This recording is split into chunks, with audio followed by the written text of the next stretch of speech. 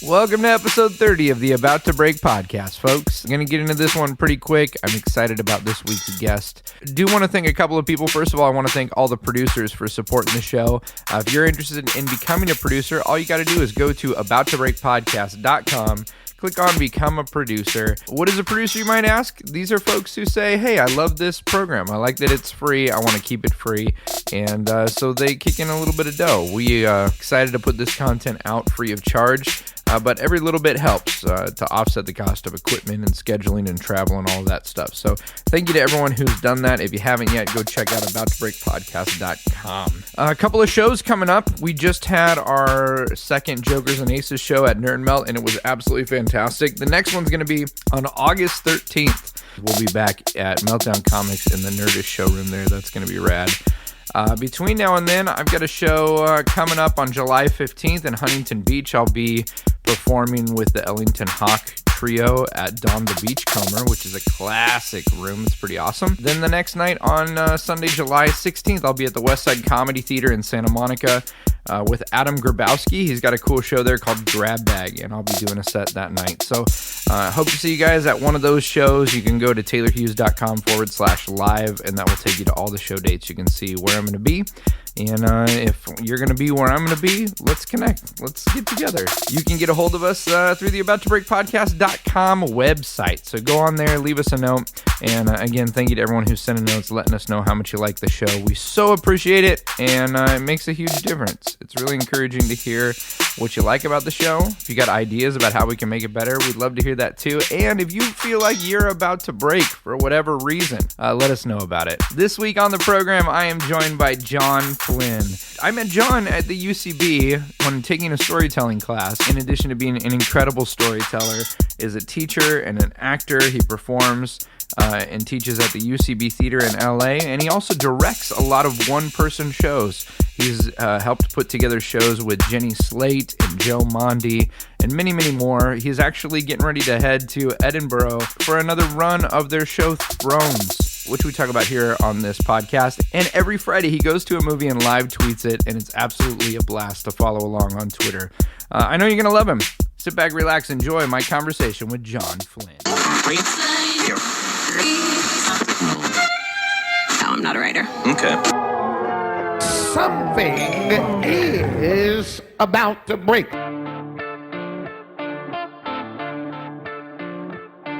Well, folks, welcome to About to Break. I'm your host, Taylor Hughes. I forgot my last name for a second. And I'm here with John Flynn. Hey, guys. John just made the trek all the way from Los Angeles to the faraway land of Upland. Mm-hmm. Yeah, I brought my passport. You had to go through customs. Did you have to claim anything? Just my parrot. Like, Pasadena, they're like... How did you get out here? You came straight out the 10? Yeah. Okay. Where do you live at? I live in Atwater Village. Oh, cool. So it's 5 to the 10. It was really easy. We just did a road trip with the family. We went to Yellowstone. Oh, nice. And then we drove down to Texas, and I had a couple shows in Texas. Wow. And then we drove back. Are you from Texas? No. Okay. You know, I'm booked some huge shows in Texas. They love your Texas. Sure, hey, that's great. It's a very populated state. You know, I always only go to the really cool places to perform, like Hordeville, Nebraska. Ooh, you ever been to Hordeville, Nebraska? I have not been to Hordeville. Ooh. How do you get booked on these things? I guess you have a booker. Yeah, I don't know. Oftentimes, I mean, I have people that book me, but I always wonder, like, I'm going to Nashville in a couple days. It's like, nice. Clearly there's magicians in Nashville. Right. Like, what? But for some reason they found... But is it that thing where, like, oh, he's from LA, so you seem more impressive? Right. Like, I know... A prophet in his own town. He's returned. No, like, I know, like, for just regular acting, like, a lot of actors in, like, DC or, like, Chicago, they say that, like, they'll get cast in local theater productions, but they'll always bring, for the big roles, they'll get people from New York or LA. And so they're like, I had to go to New York so I could get leads in DC. That is, I think that is some of it. Yeah. Yeah, well, I think there's, I mean, like, from a producer standpoint, I get it. It's, like, fancy to be like, someone from out of town, it feels like a bigger deal, and you're not going to get someone to come out of town to do a small part in a play as opposed to, like, I'll come out for the lead, but I'm not. Right. But with magic, I guess that's different. It is. I don't even know why. Oh, I brought it up because of the 10. We were talking about the 10 and the 5. So when I'm in Texas, they were mocking me like crazy because I was mentioning, I was driving on, the 35 or whatever. And they're like, it's just 35. Come on, I guess man. LA is like the only place apparently that says the before every highway. Do they? I guess so. I don't know. I think everyone has their own regional things. That's true. So John, I met John Flynn I was taking a storytelling class. Yep. I signed up. I said, I had done some improv at UCB. And very confusing. Takes a while, yeah. Right. Yeah, it's like one class, it's like, this is the best thing ever. The next class, it's like, I'm never This is the hardest thing. Yes. Yeah. Yeah. It's like funny how that happens to everyone. At first, it's like, it's so fun and free. And then you're like, I'm in my head the whole time. Yeah, it's weird. And it's like, don't think, but think. You got to think, but get to the point where you don't have to think. Yeah, get to the point where you don't have to think. It's like when you see those kids solving the Rubik's Cube how fast. Right, they exactly. just mastered it so well. But so I decided I'm going to do storytelling. That sounds fun. And I literally had no idea what storytelling was other than telling stories. Like, I didn't know. I mean, it is pretty self-explanatory. Yeah, but I was just so... maybe it's that I was so involved in, like, the magic world. I didn't know that there's this whole other community of storytellers. Yeah. And I freaking love it. Cool. And I met John Flynn. That's right. And it was like the best class ever. It was a fun class. I'm trying to remember who else was in your class. Was the class with the woman who didn't think she was going to have to get up and perform? There's one woman recently, who she's just like, can I just read it from the back row of the class? No. And I was like, no, we didn't. I wasn't in there. Yeah. That happens sometimes. Wild. Yeah, a lot of people who take that class when they start out, they're just like, I'm not sure what this is, but someone said it was fun. Yes. So I'm taking it. I feel like a lot of classes in LA that happens where people have read, about the class and they signed up and they registered and then they come and they're like, oh, what is going on? Am I meeting any casting directors? Right. I thought I was going to sign up and you were going to make me a star. That's That's what I thought this class was. When do we work on my reel? When do we shoot my reel? It's my acceptance speech class. You originally were in New York. Yes. Were you born on the East Coast? Or? Yeah, I'm from New Jersey. Very small cool. town called Little Silver, which is near Red Bank, which you might have heard of if you know Kevin Smith and all of his. He was based out of there for a while. Very cool. Yes. How do you feel about your governor right now? Well, he's not. I didn't vote for him. It's not my governor. As we record this, Yes. that's like all over the news. Chris Christie on the beach has like become the biggest thing in the world. So he and his family could go because the beaches in New Jersey are pretty small. Listen, though, I'm a big guy. I understand the uncomfortableness of being at the beach. I think if I had the power to shut down the beach... Would you do it on 4th of July weekend? No. Or would you shut down the whole beach? That's crazy to me. Just shut down the beach and then went to the beach. Yeah, because there's no technology today where anyone would ever discover that that's what was happening. It's crazy. Yeah. He's done a few interesting things. There was the bridge thing. Yeah. There was the big soda thing. Wasn't that him? Wasn't he the one who was like banned large sodas? No, was that Christie or no? No, that was New York, wasn't it? Wasn't that Bloomberg? Yes, it was. Yeah. Large They're neighbors. Yeah. Very different people. They have on the Monday night brainstorming meeting, they're like, what are we going to do to change the world? No sodas, no bridges, Small no sodas. beaches. Perfect. Right. The history books will laud us as geniuses. So you're from New Jersey. Mm-hmm. Then went to college, then moved to New York, and then was there for a bunch of years, and now I'm in LA. So classic story. Classic story. How did you get involved in production and storytelling? Did you do like theater and in storytelling? Yeah, I did. I was like very much like always wanted to be in showbiz kind of kid. Did all the shows at school. I would say I really started storytelling because like when I graduated from college and first moved to New York, I was like doing musical theater. Like that was what my focus was. And I got cast in this production of this musical Gypsy that starred Betty Buckley, who you might know. She's a Broadway name. She was the original Grisabelle on Cats. You might know her. She's been in a few M. Night Shyamalan movies recently. Cool. And Debbie Gibson was also in it. And Debbie Gibson? Yeah. Like Electric Youth Debbie Gibson? Only in My Dreams. Yep, Lost in Your Eyes. That's her. My goodness. So they were both in it, and they were both very erratic and weird in rehearsals. And so I would write... This was also like the beginning of the internet. Like, not everyone had emails then. And I would just send emails to friends being like, this is what happened in rehearsal today. And then those started getting forwarded around and like... Well, and this was when email first came out, it was like you read every email. Like, right. Oh my goodness, I got an email. Right, it was exciting. Was this AOL where you get... I was on AOL, yeah. Awesome. But then like people started forwarding them, and then like they got published in the Daily News. It sort of became I would not have written them had I known this was going to happen. Yeah. And so, but it was sort of this thing that blew up, and then I did a one-person show about it. And that's sort of like how I really started doing storytelling. This was your first one-person show? Sort of. I had done a few like more like cabaret kind of shows. Yeah. This is the first time I got up and I was like, here's this one story I'm telling. So you started by like writing emails just to your friends, and then they passed it along, and it ended up in the news. Yes. Like, were you freaking out? I was totally freaking out. Like, how personal were these? They weren't like if you were involved in the show at all, you would know that I was the one who wrote them, because I would also be like, I'm just the tall redhead in the back doing this. Like there was no like anonymous sources say, and I didn't say anything that wasn't true, right? But it was like. Betty talked to her dogs all the time. We would have to stop for her. Like it was just a lot of just ridiculous stuff like that. Like not horrible, but it was just sort of like these people are kind of crazy. Yeah. And so, so I did that as a show, and that was very successful. And then I got asked to start doing other storytelling shows. So that's how I started doing storytelling. That's awesome. Mm-hmm. Who would have thought? Debbie Gibson had little chorus boy. Does Debbie Gibson like harbor bad feelings towards you? I don't know. I can't imagine she wastes any time thinking of me. That was over like 20 years ago. That was a long time ago. And I think if you saw the show, she comes off as a very sweet person. Yeah. Yeah. First concert I ever saw was her? Debbie Gibson. Oh, funny. Greek theater. My dad took me. Sure. My sister was way into Debbie Gibson. Mm-hmm. She would rip her like holes in her knees and then draw like, a happy face on it so she could look like Debbie Gibson. Right. Do you remember who opened for her? No. Wait, it might have been Tiffany, because I did see Tiffany in concert. Did you see Tiffany in concert at a mall? I don't think they performed together. They were sort of rivals. I can't imagine. Oh, that'd be like they were like the Christina and Britney. Yeah. Of the day. I don't know. Why do I think it was her? Maybe it wasn't her. Maybe. Who knows? But I did meet Alyssa Milano. Wow. In the parking lot. And I was like 8 years old. I walked up to her and I was like, Who's the Boss is my favorite. And she kissed me on the cheek. And you haven't watched since? And I haven't. So that was my... That's exciting. That was my first...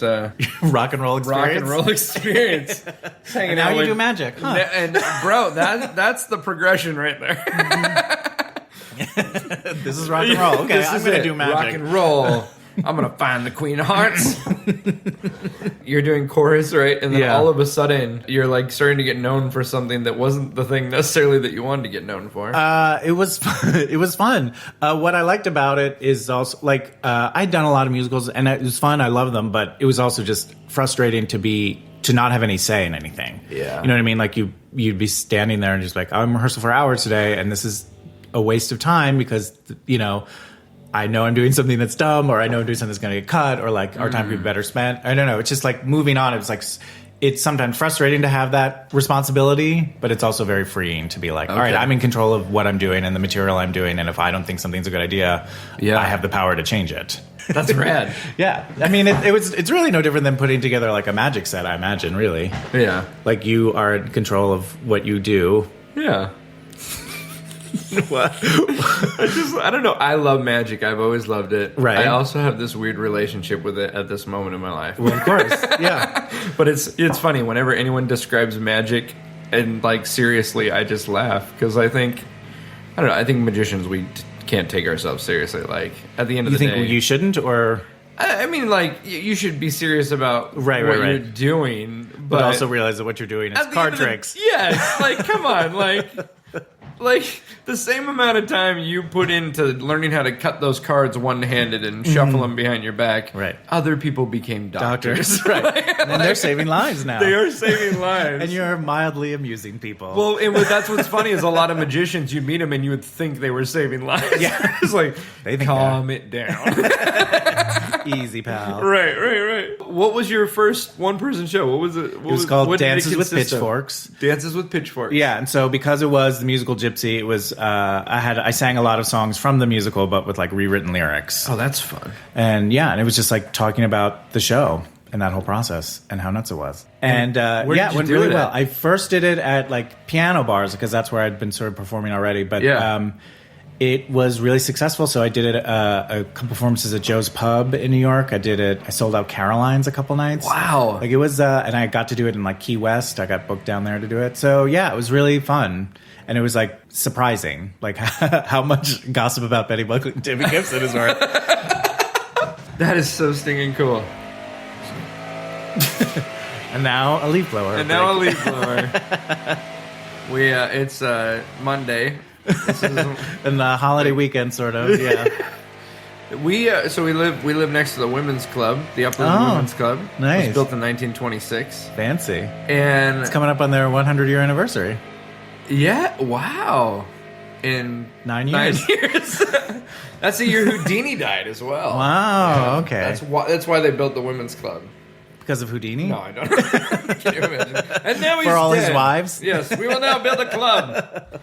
The only reason we have people doing our lawn is because the women's club was there, and I was gonna go buy a lawnmower. Do you know how expensive it is to buy? I don't know. So I was like, when we lived in a condo before this, I was like, it was all taken care of. So then I'm like, we move in and like, this is great, but now like the grass is getting longer. And it's kind of like wait a minute. When you move out of your parents' house first and you're like, oh, I got to buy toothpaste? Like, that's a thing. And clothes don't clean themselves? That's crazy. So it's funny. Like I had this moment 6 months ago and I was like, I got to go buy a lawnmower. So I started like adding up lawnmower, leaf blower, hedge trimmer. It was crazy expensive. And then I saw Frank, who does our lawn. He was right across at the women's club. I said, "Listen, you're here already. How much to do this little bit, like the same time?" And he just like, "I'll give you. He gave me this killer deal. That's great. Like it would take me 2 years of paying him to buy a lawnmower." So I'm like, it's great. Sir, I don't know how you're managing this, but thank you. You're a hero. Well, it's all got to be gravy for him. As you said, he's right there. He's right there. It's right there. It'd be like if you were doing a storytelling show. Right. Could you just do... And someone said, can you come next door and do the same thing and I'm going to pay you? Like, yeah, I will do this. The story I've already prepared? Okay. Right. So when did you discover storytelling as a art form? Well, what happened for me, like my first storytelling that wasn't like my own shows was Chris Gethard, who's a comedian from UCB. He started a show. He and I were sort of around at the same time and we knew each other, and he started up a show called Nights of Our Lives in New York, and it was like a monthly storytelling show, and so he asked me to do it. He saw that show at the UCB. It was at the UCB in New York, and I'm very fortunate that he asked me to be a part of that show, and then that show was very successful. I mean, like the very first show we did, Chris obviously did it. Brian Finkelstein, Curtis Gwynn, I think Nick Kroll did the very first show. Oh, wow. There's a lot of people who did that show initially who have gone on to, it was a very successful show. And so I just did that. I just became a regular on that. Like there became like a core group of regulars. And so that's really when I started doing that. That's like when I started being like, oh, this is a thing that happens. And that was right when I feel like I know the storytelling community, which feels like such a weird phrase, but like there's the Moth, which I had never been to, but I had heard of. But that was also around the time when like other people started doing their own shows, and the Moth started mid-90s. They just celebrated their 20th anniversary, so in New York, and so but that was also when other people were starting to book shows and produce their own shows, and so I feel like I got in early on that, so I got asked to do a lot of shows because I was someone that other people knew did this. Do you remember the first story that you told on stage? At Nights of Our Lives? Yeah, it was the story of when I was in high school. I torqued one of my testicles. You torqued it? Yeah, it means like it twisted. That's the term? The technical term is that it was torqued. So it turned. So and it happened while, I don't know if it happened before I was asleep, but I woke up in the middle of the night. Just excruciating? It was a huge, and so we had to go to the hospital. My grandfather is a doctor and had to work at that hospital, so like all the doctors came in and like they were like, "Oh, you're Dr. Movell's grandson." So I got felt up by like every doctor. And what was crazy, so like what had happened, so just to keep it short. Junior, how old were you? High school? I was like, I think I was a senior, or my senior in high school, or maybe I was home from college, something like that. Yeah. Basically a man at this point. Like, wasn't that like, sure. Yeah, But what happened was I was there, and like they took me to get x-rays, like they like shaved me, they like put some weird thing where it was almost like there was a curtain on my waist so I couldn't see below my waist. Oh my gosh. But so they'd done some tests and they like brought me back to a room, and I fell asleep. When I woke up, a nurse, this a Hispanic woman, was doing a rosary over my nuts. So I woke up to that and like freaked out. What? And then, like she like freaked out because I was freaking out, and she didn't really speak English that well. But yeah, and so like then other nurses came in and they're like, "What's going on?" And they were talking to her in Spanish and like calming me down, and they were just like, "This lady doesn't work here." We don't know who she is. No, she was like a cleaning lady there, and apparently like a couple months ago, like one of her kids were sick, and my grandfather took care of them, and so when she heard that I was there, she like wanted to go and do something. It was very sweet, and then like when she left, like right before she left, she like came and like sort of apologized, speaking broken English, but one of the last things she said was like, "Don't disrespect the blood of your grandfather. You have good blood in your veins." And like literally like 10 minutes after she left, like the swelling went down, and I was fine. A miracle. Yep. That crazy Spanish cleaning lady fixed my balls. Oh my goodness. That would almost be worth going to a Catholic service to give a testimony. God saved my balls. This is one of the things that I love about storytelling is that it's personal and there's an openness to it, which I think exists in improv, but you are still a lot of times playing different characters and stuff like that. Whereas, I think storytelling it works best when it's authentic and you feel like, oh, that's that person being honest. And when you first started it, was that totally easy for you to just share anything, or I think so. I don't think I've ever had a real problem with like the only things that part of me, I always believe that like if the person telling whatever they're sharing, if they feel comfortable, then as an audience member, you're like, okay, they're okay with sharing this. Right. If you feel like they haven't really come to terms with the fact that they're sharing the story, they haven't really come to terms with the events of the story, then I think the audience picks up on that and they get nervous and uncomfortable too. I mean, the only time I've ever sort of really second guessed myself is just other people.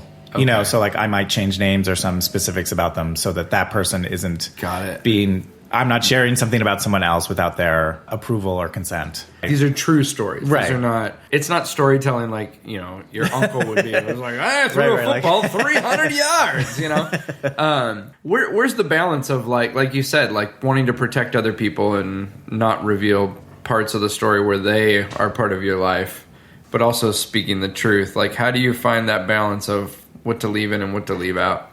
I guess it depends. Like, there's no like hard and fast rules I can think of. I mean, I think with any story, you sort of look at like, well, what's necessary for the story? Yeah. You know what I mean? Like maybe these facts about this person might be interesting or fun, but if it's not a part of the story, then we don't need them. And so then it's easy to just get rid of them. You know what I mean? Yeah. As opposed to, I have to tell you, I mean, that's the thing that a lot of people do when they first start. Like, I have to say everything that was happening at that time. And it's like, no, you don't. Right. We just need to know the facts of the base, like what is essential to the story that you're trying to tell. Where did you learn how to do this from? Did you see other people do it, or did you just start? I just started doing it. Yeah. I think that was it. And I think I think for anything, like, yes, classes are good and stuff like that. But I think whatever it is, like I'm sure you probably feel the same with magic. Like you probably didn't feel like you were a real magician until after you had done a lot of stage time. So you booked, you know what I mean? Yeah. And I think that's real. Like, you can take all the classes you want, you can rehearse all you want, but like you really don't get there until you start really just doing it for real. And figuring out what do people connect with. Right, exactly. I guess it's the same with even stand-up. There's so many times where it's like, oh,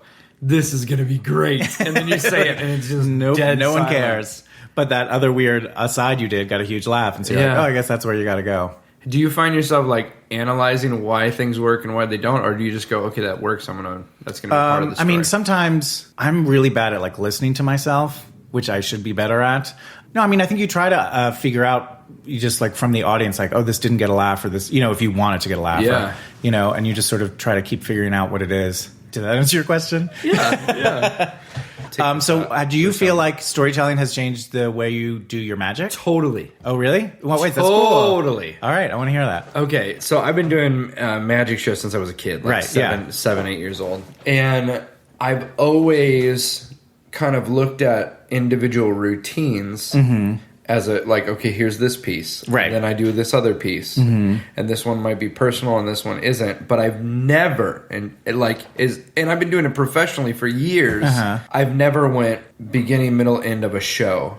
And what is like the overarching story of the show. Oh, cool. And probably some of that is because most of my work is like corporate after dinner. Yeah, sure. And they're not going to pay attention. Like, you gotta be fast and quick. But honestly, like since taking the course with you and starting to follow more storytellers, it's totally changed how I even select what routines go together in a show. Oh, interesting. And I like the reaction has been way different. Oh, it's cool. been really cool because I'll throw in some things or like a story like that I worked on with you, and afterward people will talk about that story.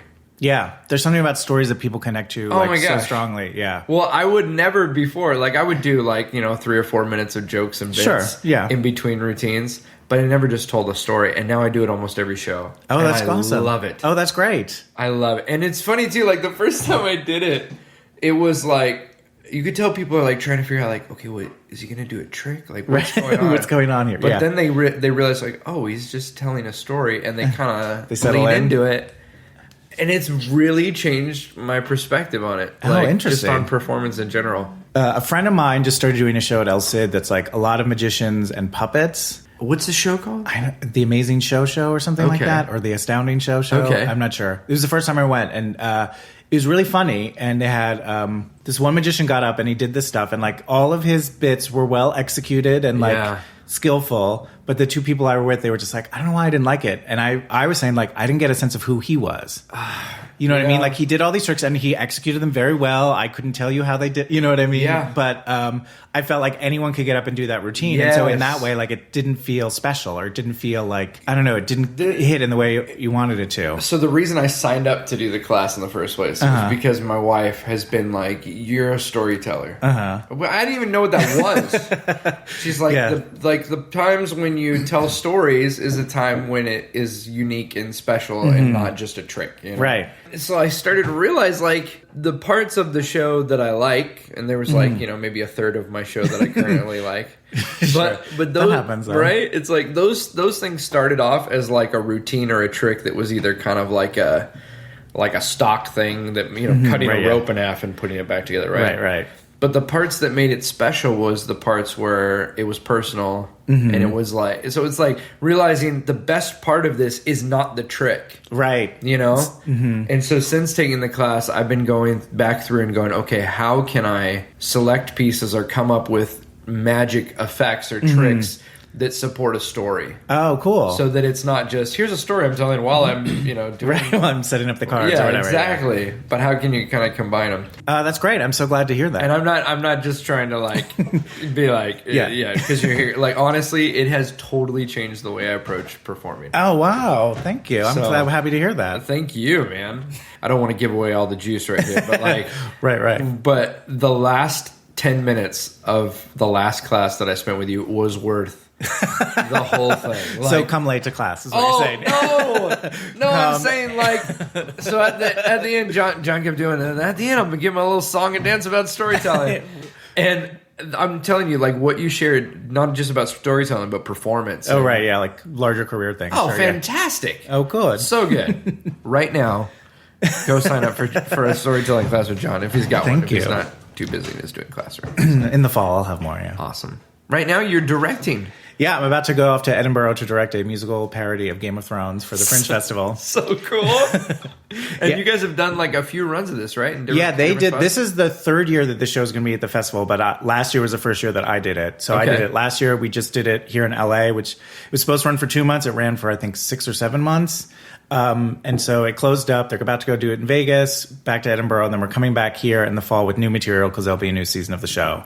So it's going to reopen in the fall. So you rewrite parts of the show. Oh, because the story of the show is this girl doesn't know. She's never seen Game of Thrones. The framing device of the whole show is that it's like a bunch of friends who are coming together to watch Game of Thrones at this one girl's house, but she has never seen it before. So they're like, oh, we'll catch you up before the show starts. Rad. So that way they can just, it's 60 hours of show at this point. So we can't tell that story. But it's like, here's this character. So yeah, so that's the premise of it. But then each new season they write new material because there's new stuff. This show has been running. Then they come to you and say, John, we want you to direct the show.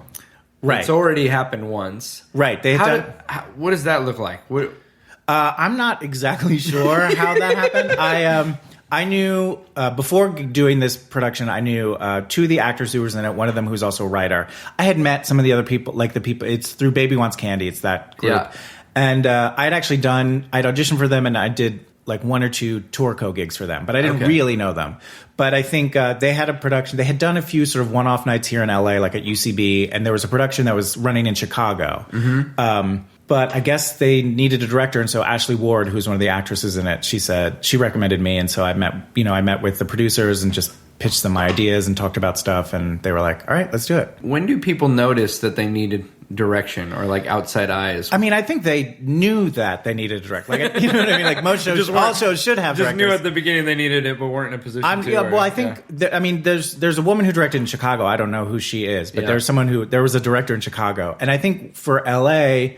And I don't know how it was the first year. I think 2 years ago at the Fringe Festival was the first time they'd done it. I don't know who directed it then. And I think when they did out here, it was sort of like one night at UCB. So I'm sure someone sort of acted as a director. You know what I mean? But I think I'm the first time, with the exception of Chicago, but I think this became like this outside eye who's like, I'm just doing this.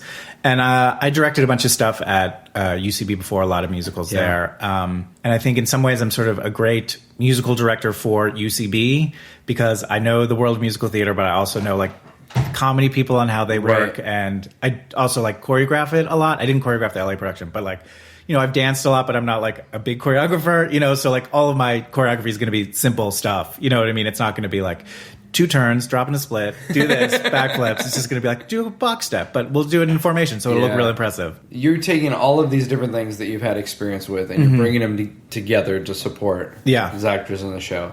How is that working with people who have written something, and then they go, okay, now you're going to bring us notes? I think it's fine. I think most people, for Thrones, it hasn't been a problem. I think everyone knows. What's nice about this group is that it's all people who are improv people. Like they're not all necessarily UCB people, but there's some people who like Second City and a whole bunch of other places. So that idea of collaboration and that idea. So like even, you know, anytime someone says like, oh, what if we do this?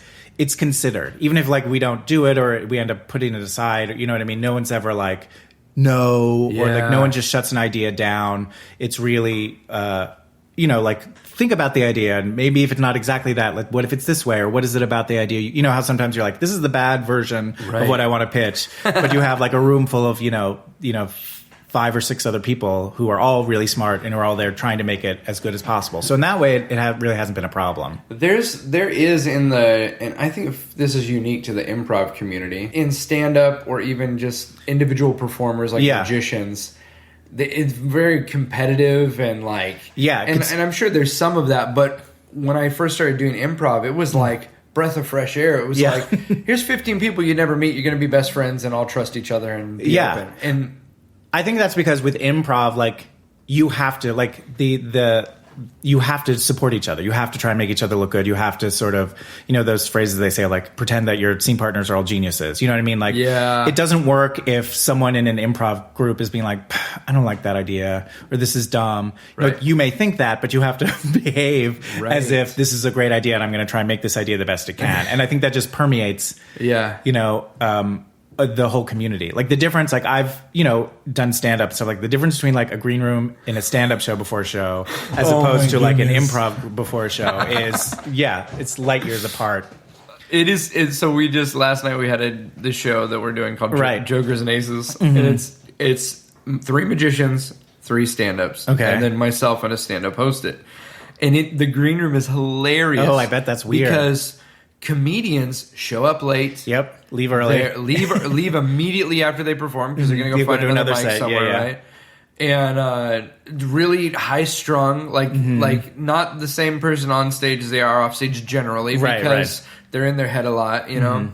And magicians come in and they're there 4 hours early and they're setting up their props and they're hanging out. Like, so it's so fun, not just the show, but to also just see this convergence. Those dynamics work together. But I mean, for me, entering into improv was hugely freeing because there is this, you know, in stand-up, there ideas, you take an idea and you kind of work on it. Right. You like drive it into the ground until it's either a great bit or it's thrown away.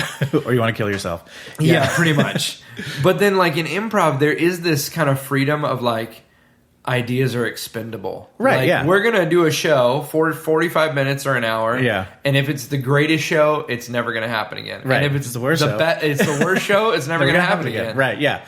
And like, if this idea doesn't work, it's all right. I'll come up with another one. Right. You know? Yeah. Well, there's got to be, for it to work, and sometimes it doesn't work. Because, sure.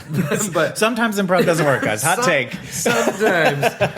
But for it to work, there needs to be this kind of selfless thing of like, you may have an initiation or an idea. Right. And if you wait half a beat and someone else initiates, you're done. Yeah, you gotta throw let it that go. idea away. Yeah, you just have to pay attention to what's right in front totally of you. commit to it. Yeah. So I can imagine when you're working directing a show with a lot of people who have done improv, it's probably easier than a lot of people who are scripted theater. These are my lines. You don't jump on my line. Why are we changing these? Yeah, what can be tough with improvisers is keeping them to repeat the stuff. Oh, that's true. To maintaining their performance can be tough sometimes. But most of the people in Thrones especially have both of those muscles of like they've done scripted shows that you have to sort of repeat, and also like be in that moment of who knows what's going to happen. Yeah, when you're directing these shows, are you there like every performance giving notes, or do you? No, I mean there certainly gets to a point where not that your notes don't matter, but like they know your notes, or like you know what I mean? Like, yeah.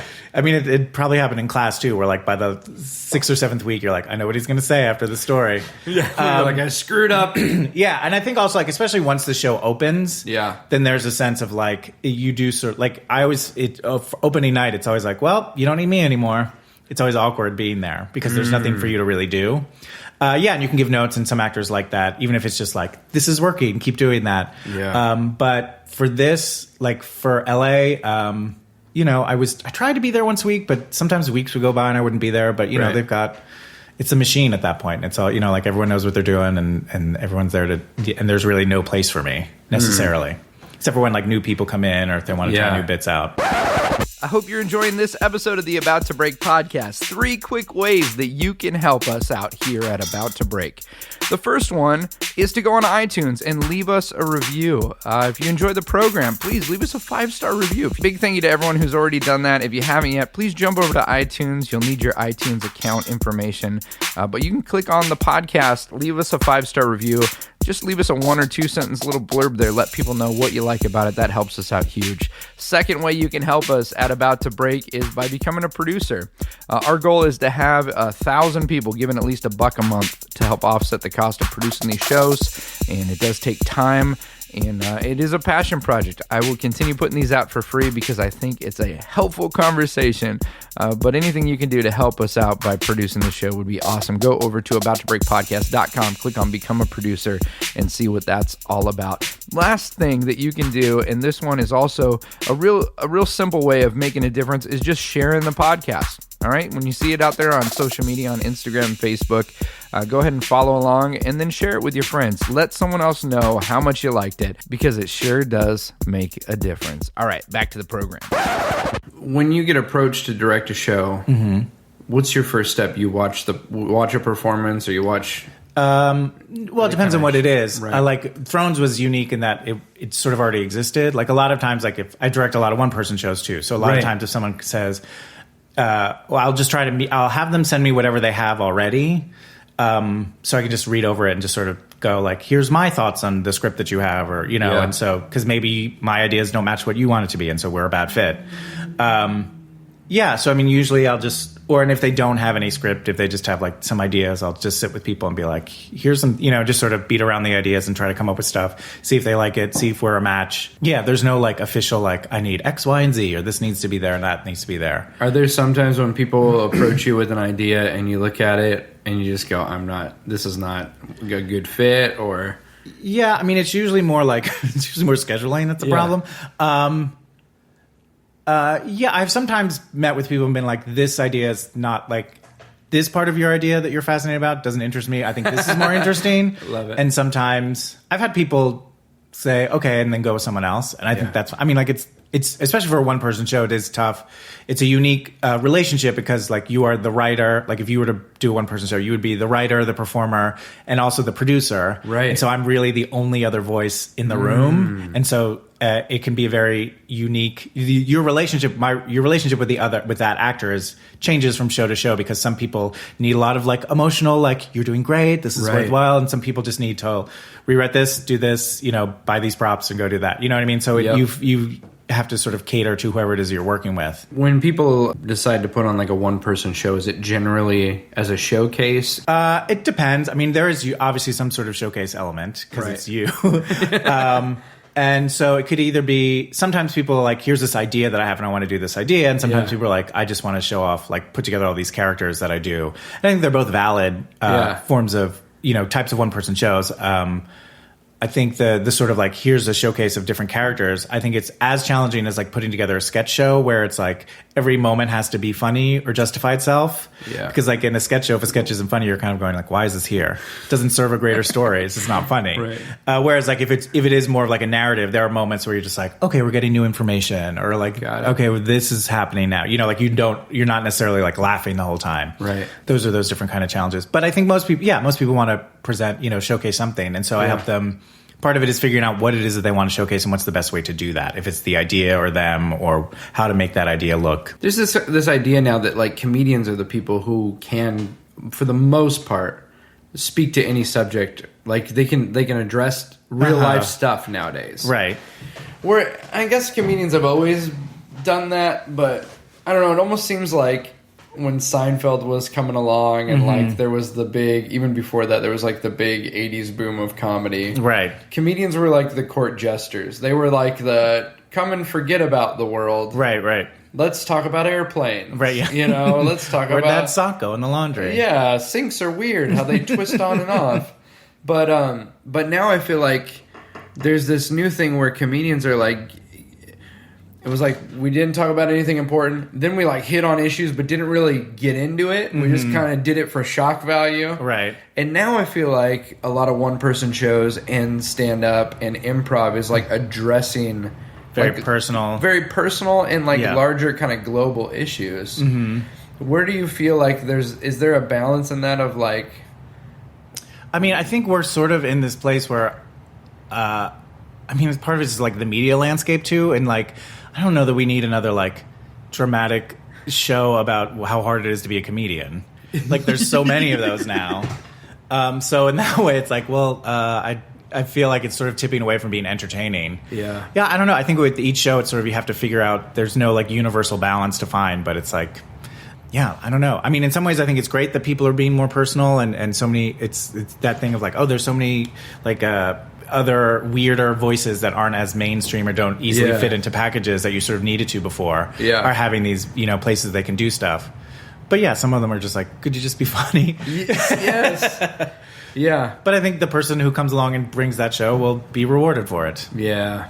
I have a friend who he's like, because I was like, oh, it's cool that comedians are like touching on issues and stuff. And he's like, yeah, but I also think, John Oliver will do a great job talking about an issue.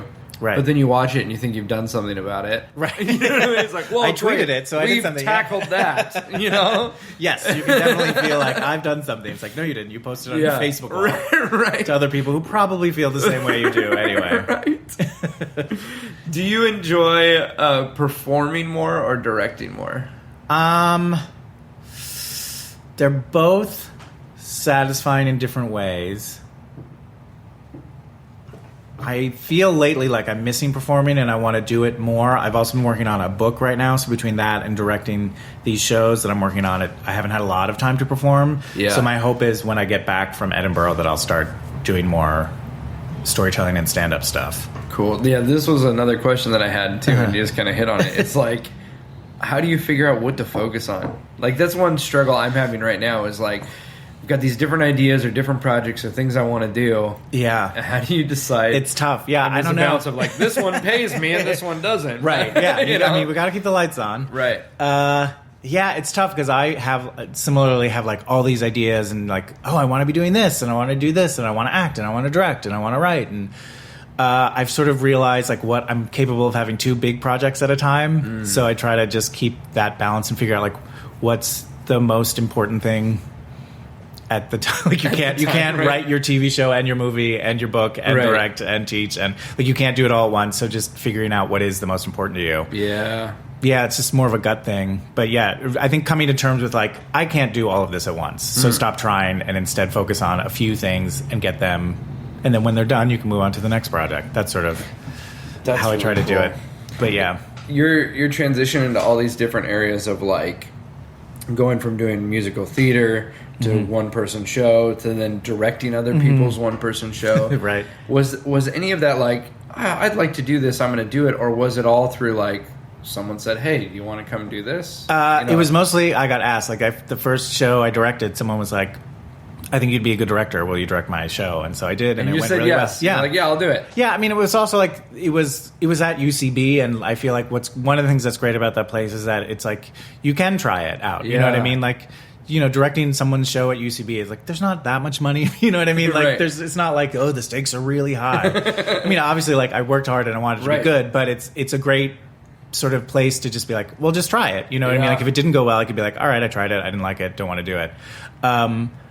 Yeah, so I did that, and I got very fortunate in that a lot of the first shows I did were successful, and so I just kind of got a reputation. I also feel like at UCB, this was definitely true in New York at the time, like there's just not that many people who are directors or who do that, so like the few people that do just get asked a lot. Like that's what sort of happens is people are like, oh, you directed these shows, you are a director, so now direct my show. Yeah. You talked about like the stakes being higher, like not putting pressure on yourself of like, you want it to be good, but you also don't want to go like, if I do this, it's gonna really change the game. Like, how do you deal with like the pressure of thinking this could lead to something else, or maybe don't deal with that. No, I mean, I think you definitely. I do think of that sometimes, but I think it's more a matter of like not getting paralyzed by that fear or that sense of like, oh, I mean, I think for me, like.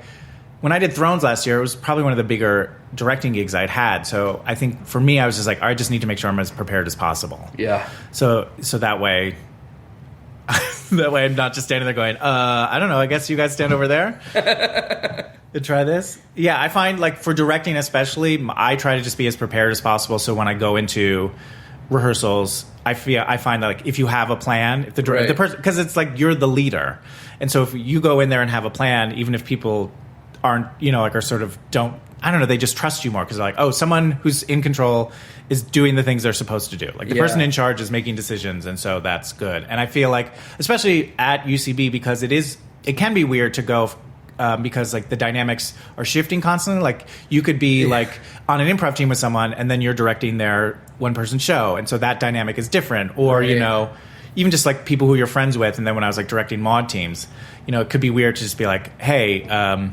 You have to learn your lines. Friend of mine who I'm going to go get drinks with after this. Right.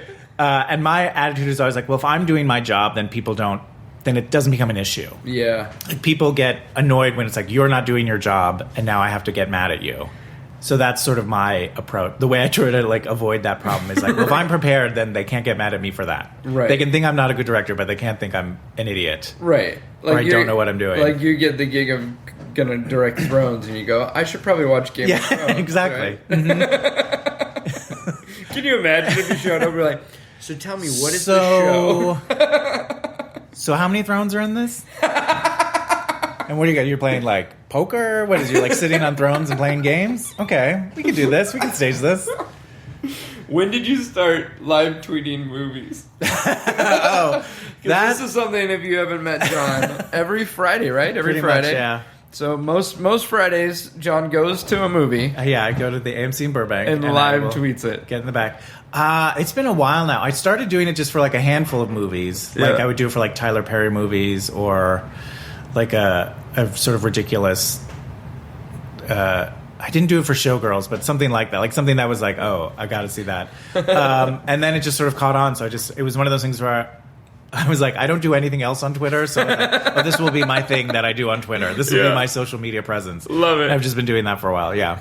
That's so funny. Mm-hmm. Do you find yourself when you're not live tweeting shows just thinking all of this stuff in your head? Like, so I mean, I think that's sort of like if I'm sitting at home watching a movie with someone, I will make fun of it. Yeah. Like that, but that's what like my family does. Right. And so I feel like it's just really that. Like it's sort of similar to hanging out with me watching a movie, I think. As a performer and a director, is it hard for you to like suspend disbelief when you're watching shows or productions? Do you find are you still able to just sit back and enjoy it? Sit back and enjoy it. Like yes, it's rarer. I think it's that thing that happens with when you start to know more about how like the sausage works. Yeah. Like you're probably this with magic too. Like you're probably impressed less, but your appreciation for what is good is deeper. Yeah. Than someone. So like you could be like, that trick was really hard, and the way that person pulled it off, and the way that I could be like, that was fun. Yeah. You could be like, no. Like what that person did was really, really impressive. So I think that happens. Like, yeah, I still see shows and I'm like, that was incredible, or, you know, how did they do that, or that's so wonderful. But yeah, it is sort of rare, or there are definitely times where I'm like, they could have done this instead. Yeah. It would have been better. But I think that's just what happens. People ask me as a magician all the time, they go like, well, do you not enjoy it because you know how it's done? It's like, it's not even about that. It's like, if you play guitar, you know what another guitar player is doing, but you're still amazed that he took this and that and put it together and pulled off that thing. Yeah. I mean, you dance and you know what dancers are doing, but you see someone doing it, you're like, holy crap.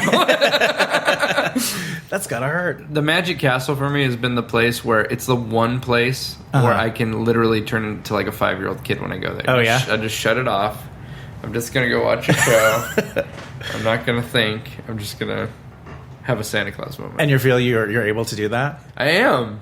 Is there something specific about the Magic Castle, or is that just like the world? Because the Magic Castle is sort of very immersive. Like, like there's weird rooms. Like you have to get dressed up. So like it does sort of like make you go. It does feel like a not rare, but it's like it's not a casual everyday event going to the magic store. I said that as someone who's been twice. Yeah, we should go. But I mean, like, I think that's part of what is probably fun about, you know what I mean? Like UCB or Nerdist or something like that. You just walking off the street in whatever you're wearing. Like it doesn't feel elevated. Like Magic Castle feels like, oh, as I said, like you have to dress up. You have to, you know what I mean? Like, and it's been around since like the 60s, so it's like there is this bit of like something, you know, a lot of special stuff has happened here, you know?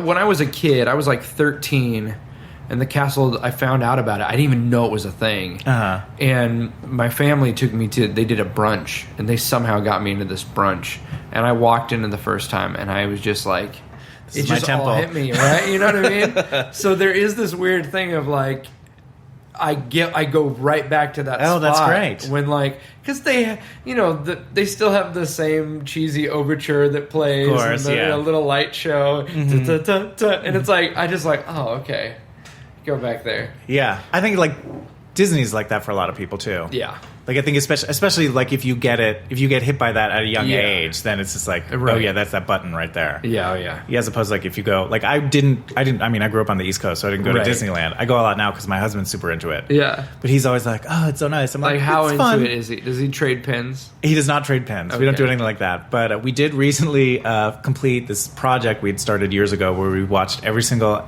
feature-length animated movie that Disney came out with in order. Okay. So we just watched Moana like 2 weeks ago, so we just have to go see Cars Was that the 3. first time you saw it? That was the first time I saw Moana. What'd you think? I thought it was good. I really liked it. I thought the animation for the water was especially fun. It was incredible. Yeah. My 11-year-old is obsessed with not just Moana. She's obsessed with Disney theories and facts. Like, you know, there's this whole like a Disney theory about like they all take place in the same universe. Yeah, especially Pixar. Oh yeah, and there's all these like Easter eggs throughout the films. Yep. So literally every day she'll be like, "Dad, I was thinking, I think that Boo from Monsters," and she goes into this thing. It's pretty wild. So it's crazy. Disney making the magic. So is there something like for magicians that is like the goal, like the career standard? You know what I mean? No, I don't know what it. It just seems pointless, right? No, that's but you know what I mean. It's like, oh, you want to have this special. You know what I mean? The comedians, you know, or whatever. Right. They want to do like their hour special. Right. And then, is that something that like magicians talk about or want? Okay. So, I want my magician friends to like me still, but this is part of my struggle with magic. Is I feel like to reach any sort of level of like success and entertainment, you kind of got to give up magic at some point. Like, stick with me. All right. Anyone who's ever become like really successful, through magic or starting from magic, or like starting from magic. So it's like anyone that we point to, it's like, do you know Johnny Carson used to be a magician? Oh, right. You know Steve Martin used to be a magician? Right, but that's not what they're known Neil for. Patrick Harris used to be a magician. Right. So, and the reason is because magicians, their business model is based off being event entertainers.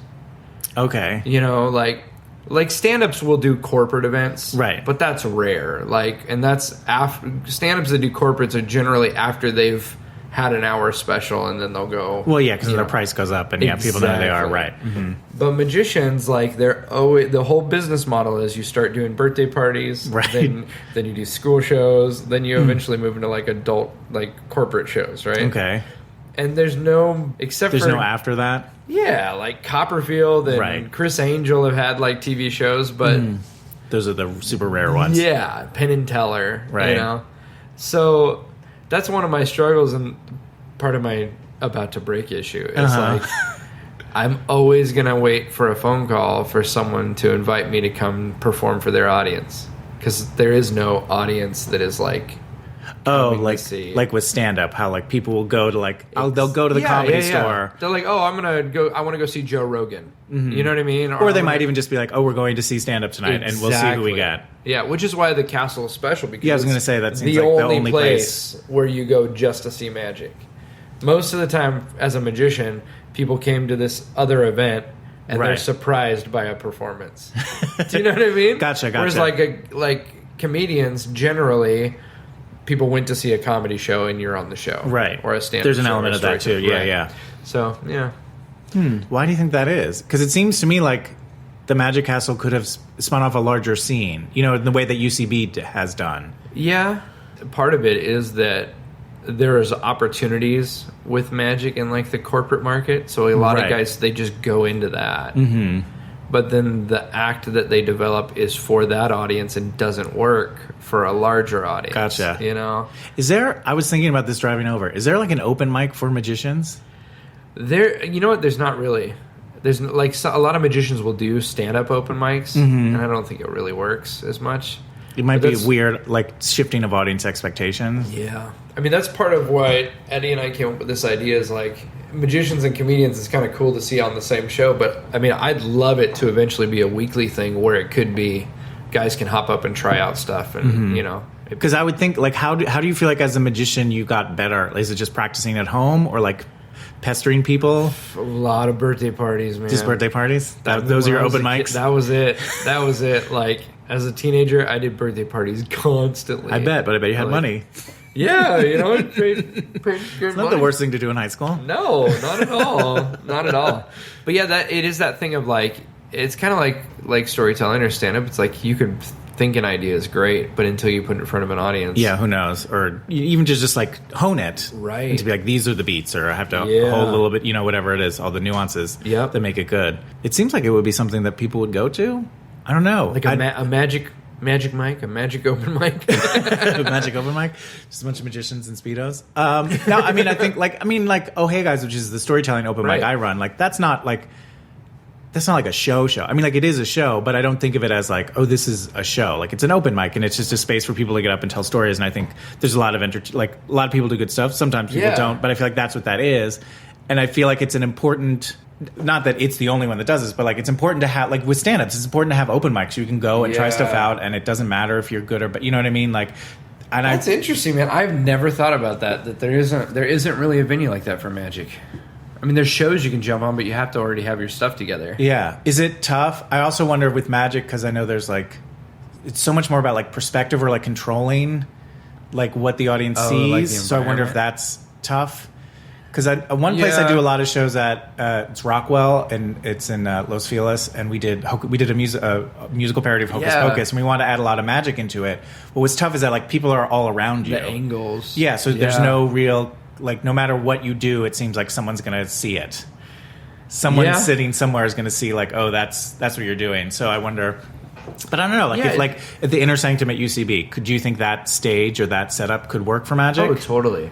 Yeah, I mean the angles are good. Most of the time, like you want just people directly in front, right? Like a very proscenium classic, yeah. But yeah, that could be cool. That's funny, man. There is no open mic for magic. There used to be magic shops. Like that was where a lot of guys got started. Was like a local magic shop. Oh, you go buy the tricks, and then there'd be like a class or a group or something. They do like Friday nights as the local magic club does a show. You know, there's not really like anything like that anymore. Do you think there's anywhere anymore, or do you think it's just in LA because it's also tougher in like in LA or something like that because it's like an industry town, so people are like immediately going there, as opposed to like maybe in like Illinois, there's people who just love magic and they love getting together and do it without a larger There career. is like Chicago has a really fun. They do like a Monday night magic thing. It's like above a Chinese restaurant in this little room, and they've done it for years. New York's got I think they do another Monday night magic thing, but.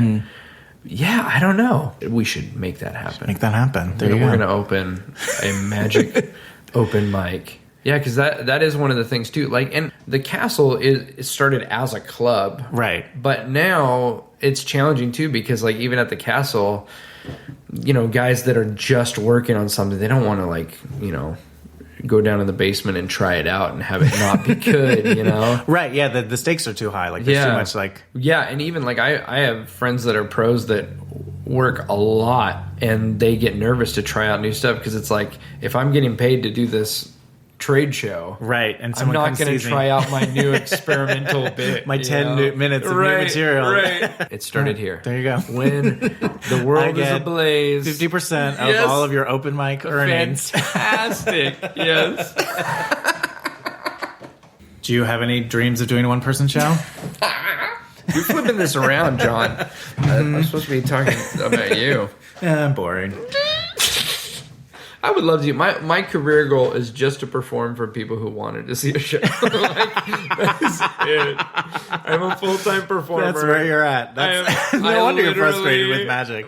I just want to perform for people who don't want to kill themselves. I just never want to see rice pilaf again. Like, I don't want to be round tables where like half the audience back us to you the whole time. Yeah, I would love to. I'd love to do it like a one-person show.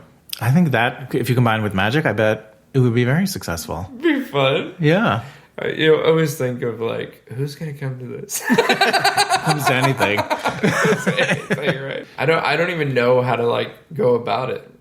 Let's play. Let's play. All right. Someone comes to John. So you want to do a one-person show? I want to do a one-person show. Okay. What do you think it's going to be about? Well, I do magic shows. Okay. Cool. Currently. Great. And I'd like to take stories from my life and weave them into a magical experience. With magic? Awesome. Yeah. What are the stories about magic? Are there other stories? I have stories. This is being recorded, so you're very, very cautious.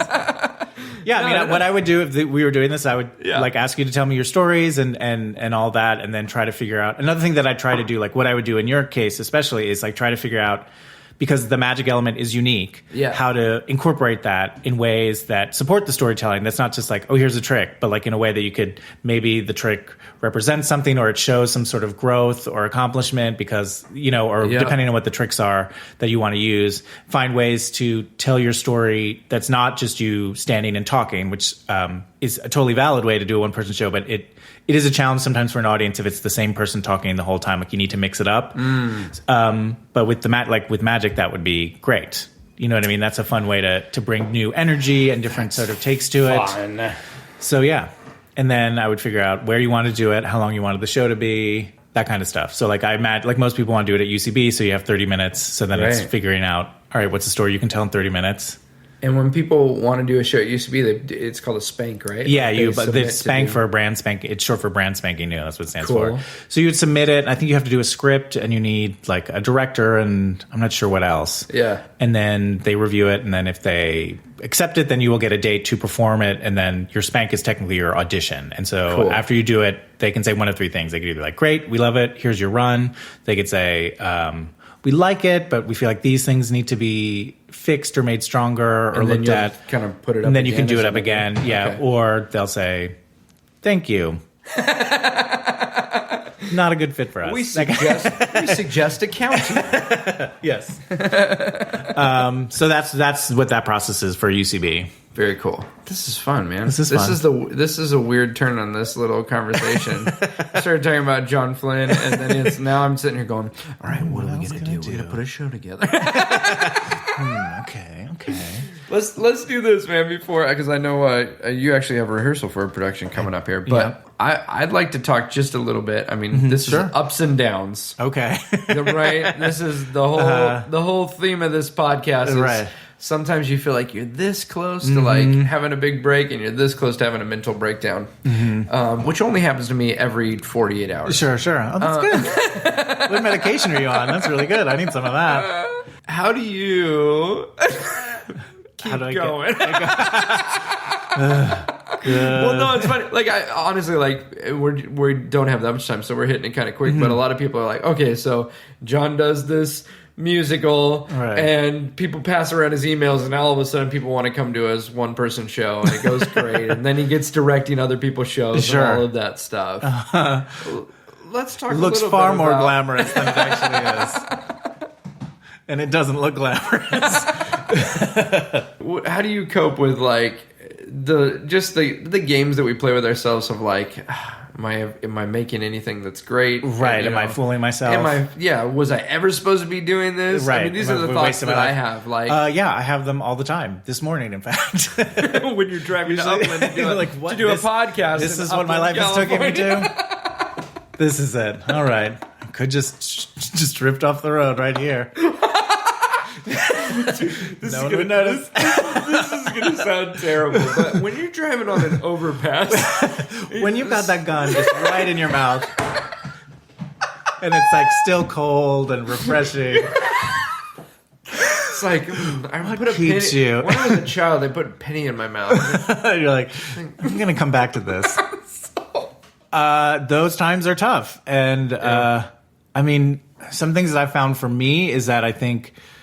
I try when I get really depressed, even though it's the last thing I want to do, I try to be around other people because I think part of it is just like your brain going, you're a failure, You know, it's just like the voices in your head are taking over because there's nothing distracting them. So being around other people, I think helps a lot. I mean, this is a dumb thing, but like a couple months ago, I was like, money was really tight and I was really stressed about that and, feeling like a failure or whatever. And I was hanging out with two friends of mine and they both started talking about how money was stressful for them. And like that made me happy. Not that they were stressed about money, but just like, I'm not alone. Yeah, Everyone's feeling this right now. Everyone's going through this. So I'm not as much of a failure as I think I am. Yeah, it's tough. I don't know. Because the tough thing too is like when you're in it, it feels real. It feels too strong. You know, it's that thing of like, the great thing about being happy is you never think you're going to be unhappy again. And the shitty thing about being depressed is that you think you won't ever get out of this again. You think you're always going to be there. Yeah. I mean, for me, I think it's just, I try again, like be around other people or just try to do something. I find like even like, oh, hey guys, it's this open mic that I host. Nothing's going to come of it. I don't get paid for it. It's not going to do anything for my career. But every time I leave, and sometimes I go and I'm like, oh, I don't feel like doing this tonight, but every time I leave, I feel great. I feel better. You know what I mean? Or like same thing with teaching. Like I love teaching so much. And after every time I like at the end of most classes, I feel like really good about myself. Or even just like getting up and doing a set. Like I feel like it's just a matter of getting out of your head or finding a way to do that, because I think we're just really good at beating ourselves up. I think everyone is. And I think that's the tough part. That's so good, man. This life, too, of like entertainment, it's not immediately tangible. It's not like you have a job where you go and you make this product. And at the end of the day, you've got 200 of that product that you make. Right, exactly, yeah. Or it's one of those things, too. And you even hit on this, too, in class about how like you never know what thing is going to hit and when it's going to hit. Like something that you may have thought was a total failure years from now. Right. Or like one of the things that happened to me is like the first call I got to write for a television show was like someone who's like, I saw you perform 8 years ago and I've wanted to work with you since then. And like, I don't remember what that show was. That could have been a show I did like in a basement in New York for like 5 people, or it could have been a show where there was a ton of people. You know what I mean? Like I have no idea what that show was. You never know who you're meeting, who's gonna one day, especially because things can happen so fast. Like someone who's a receptionist now in 2 years could be, running the place. It's crazy. And so you never know. It's all weird. It's all personal relationships. There's no specific, like I did X, Y, and Z, so now I get this job or I get this. Or even like if you get a good job, like, like it's going to be over. You know what I mean? Like I'm going to leave Edinburgh and be like, well, that was fun. Right. Now what? You know what I mean? You don't necessarily have anything. That's the struggles and the hard part. And I think it just gets tougher the more you do it. Like when you're younger, you're just like, that'll be great. It's so romantic and I'm just going to do it. And then you do it for a few years and you're just like, ugh, this is tough. Just want to know I'll have money. Right. Like there is no steadiness of like. Right, I'll do this for this many, or for the rest. I can just do this for forever, and it will be fine. Right. Well, and I think it's good for us to remind ourselves too that everything in life is like that. Yes, absolutely. If you're a realtor and you were, it was going crazy in 2007, and realize too that everyone who's talking like an expert when they're doing great, right? Of course, everyone's got swagger then. Jerks. Yeah. All the realtors got real quiet in 2008. It's like, oh, what? You no more billboards? You're not flipping things? Oh, you're not putting your face on a bus bench anymore? Why not? Oh, my goodness. John, thank you for doing this, man. Well, thank you so much for having me. This is fun. What can people do if they want to see what you got going on? They can obviously follow on Twitter. You can follow me on Twitter. I'm jfly99. That's JFLY99. Fridays is when Friday mornings when I'll tweet. Up. A new movie. What's your next one you're going to I guess it'll be Spider-Man Homecoming this week. Nice. Yeah, and so there I'll post if I'm teaching classes or doing other shows. So that way I think Twitter is probably the easiest way to very cool to find me. And right now, Oh Hey Guys is Monday nights? Every Monday night, 7 o'clock, UCB Sunset in the Inner Sanctum. Totally free storytelling open mic. Come on down. Throw your name in the bucket. You have 8 minutes to tell any story you want. It's so fun. It's a lot of fun. I love it. Thank you, man. Thank you, sir.